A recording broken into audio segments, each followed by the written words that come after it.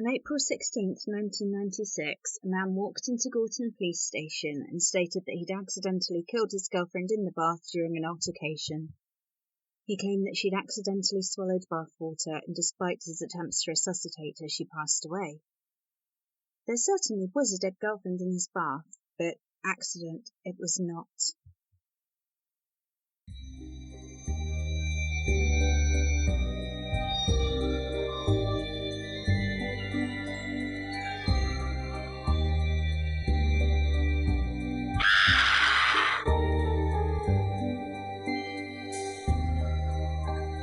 Did you hear the one about that? Oh, who am I kidding? If you're a true crime addict, then of course you have. I can't get enough of true crime, and that's why I created Not Another Killer podcast. From murderers to abusers to fraudsters and everything in between. Here's a regular spot to hear my takes on the cases which hit the headlines and those which hid between them. Welcome to Not Another Killer podcast with me, Tara, where I discuss very well-known crimes and some not so well-known ones. This week comes with a potential trigger warning, for I'm discussing the horrific abuse and torture culminating in the eventual murder of Kellyanne Bates. Born to Tommy and Margaret Bates on 18th of May 1978 in Hattersley, East Manchester, Kellyanne was a regular teenager. She was a friendly, fun-loving girl who was super sporty and could more than hold her own against her two brothers Andrew and Paul. She was a smart girl who loved children, and she had aspirations of becoming a teacher. She had a weekend's job in a market stall, but supplemented her income by babysitting for friends and neighbours. It was while babysitting for a friend at the tender age of 14 that she met the man who had eventually caused her demise, James Patterson Smith. At the time of their meeting, Smith was in his mid-40s. He was an unemployed divorcee and was generally a nasty piece of shit. He was described as a teetotaler and a non-smoker. His marriage had previously ended in 1980 after 10 years, and the marriage was stated to have ended because he assaulted his ex-wife. In the same year, at age 32, he began a relationship with the 20-year-old Tina Watson. And he exhibited violent behaviour throughout their relationship, starting small with the occasional slap, progressing to using ashtrays as weapons, kicking Tina on and between the legs, and finally attempting to drown her. Tina managed to get away from Smith in 1982 and bravely later spoke out about the abuse she suffered at his hands. At the age of 34, Smith began a statutory rape relationship with 15-year-old Wendy Muttershead. He didn't wait to become his favourite pastime of physical abuse, and again even attempted to drown Wendy, this time in the sink. Now, there is a clear escalation of violence showing throughout Smith's history, indicating that his rage and his need for complete control is growing, whereas there's a de-escalation in the age of his chosen victims. Wendy was 15 and later on Kellyanne was 14, showing that he was starting to prefer younger girls. Now, whether this is because he's a hebephile or an ephebophile, or because he believes that younger girls are easier to control, is a matter of contention. As previously stated, Kellyanne was babysitting for friends in 1993 when she met Smith. He was enigmatic and he acted like the perfect gentleman, offering to walk her home to keep her safe.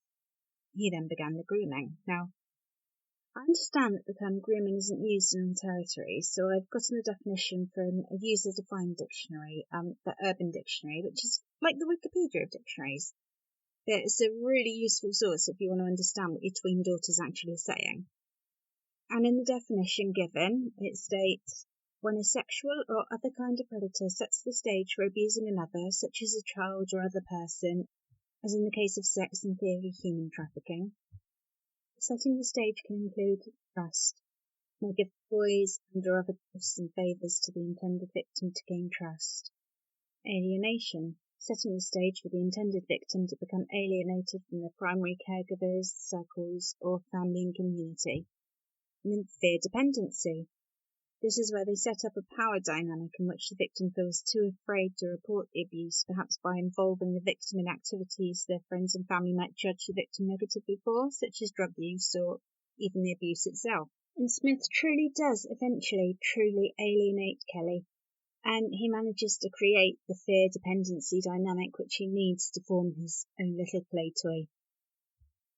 Margaret and Tommy knew that Kelly was in a relationship, but they were told it was with a man named Dave.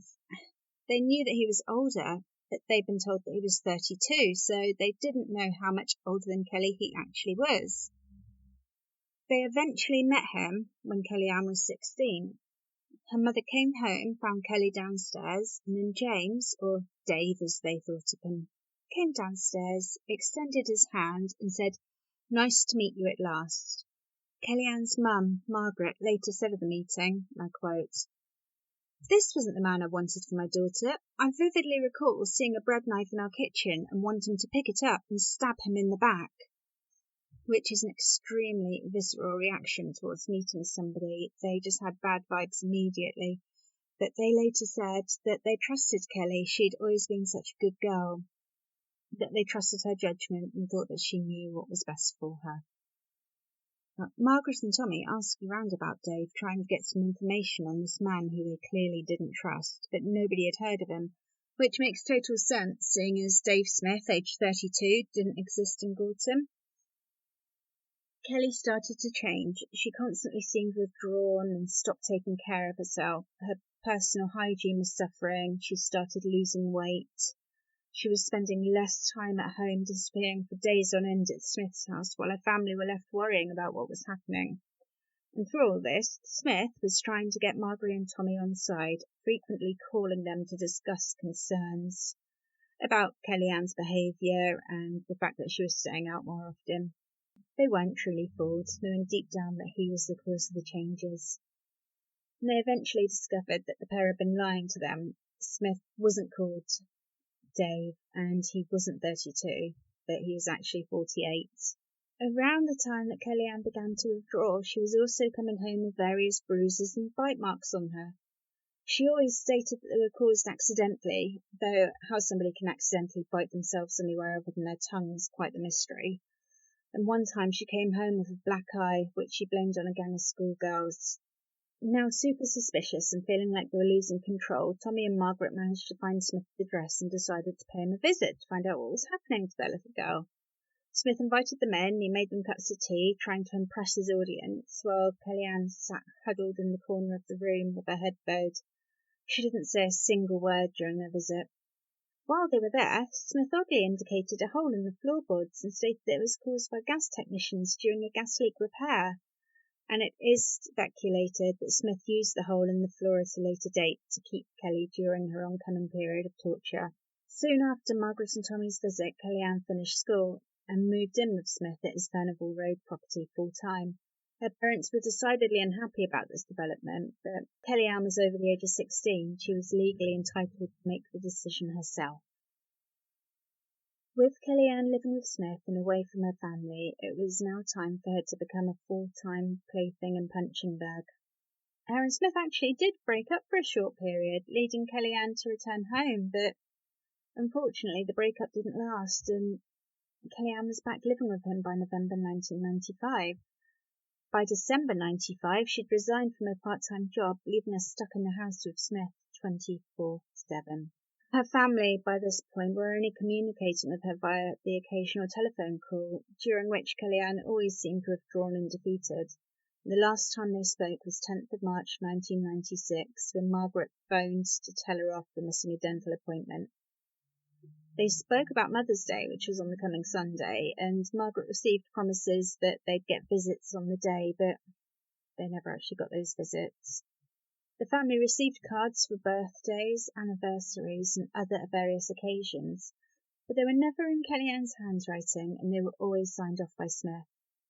Convinced by now that their daughter was being seriously abused, Margaret and Tommy began phoning their local police station and GP surgery requesting an urgent welfare check, but they were told that because Kellyanne was over the age of 16, there was nothing they could do. After they hadn't heard anything of her for a while, they decided to visit the house to check up on her. But before they set off, their oldest son Andrew said that his friend had seen Kellyanne recently. She was doing absolutely fine, so they never ended up making the trip. This is probably a decision which they ended up regretting over and over, but they really were in between a rock and a hard place. On one hand, they surely must have been willing to do anything to ensure that their little girl was safe and sound, but on the other hand, what if them visiting completely severed any bond they had between them at all? Or, even worse, what if them visiting enraged Smith, who took his anger out on their baby? I like to think I'd definitely visit regardless, but nobody really knows what they do in that type of situation until it arises. There are plenty of could-have, should-haves in the world, and none of that hindsighted thinking really helps anything or anybody. Oh, Margaret and Tommy weren't the only people missing Kellyanne. A few neighbours started inquiring about her whereabouts after they hadn't seen her in a while. So in response to this, Smith briefly showed her a window at the property in order to verify that she was still around. That was the last time that anybody other than Smith saw Kelly alive. Fast forward to April 16, 1996, and James Patterson Smith wandered into the Gorton police station stating that he'd accidentally killed Kelly in the bath during a violent argument.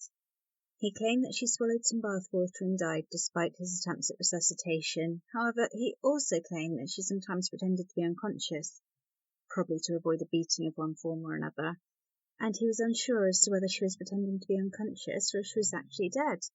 So he says he left the room for a while before returning to see if she was still there, which completely contradicts the attempted resuscitation claim, so he obviously didn't fully plan out this series of bullshit. When police went to the property, what they found will stay with them for the rest of their lives. Kellyanne was found dead in the house, and her blood covered the entire house. She was showing evidence of extreme long-term abuse and torture. Following injury descriptions from the post-mortem carry a trigger warning. Just horrific.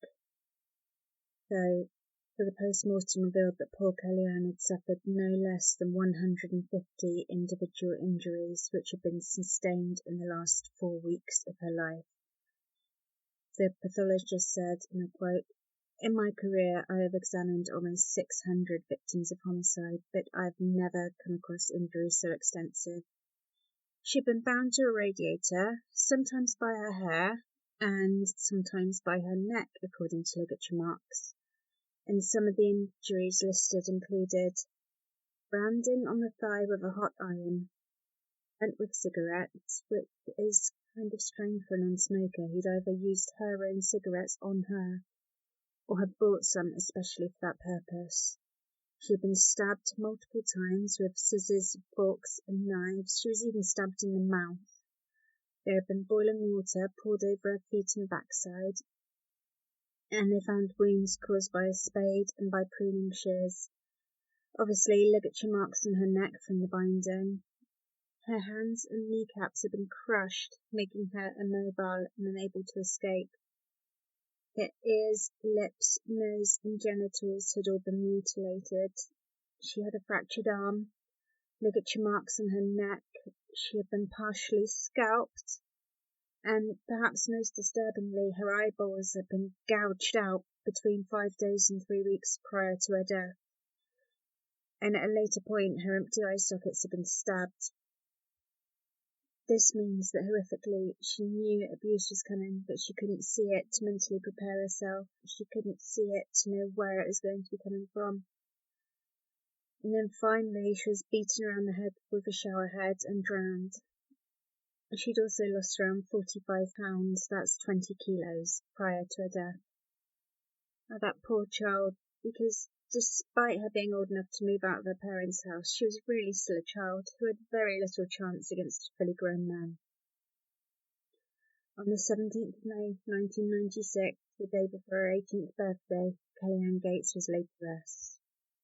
Peter Openshaw, prosecuting, said, quote, "It was as if he deliberately disfigured her, causing her the utmost pain, distress and degradation. The injuries were not the result of one sudden eruption of violence. They must have been caused over a long period. They were so defensive and so terrible that the defendant must have deliberately and systematically tortured the girl." During Bates' defence, he claimed that Kellyanne had driven him to perform these acts by taunting him about his dead mother and winding him up. He claims that she used to hurt herself to make him look worse than he was, and she also dared him to do what he did. I mean, of course it's total bullshit.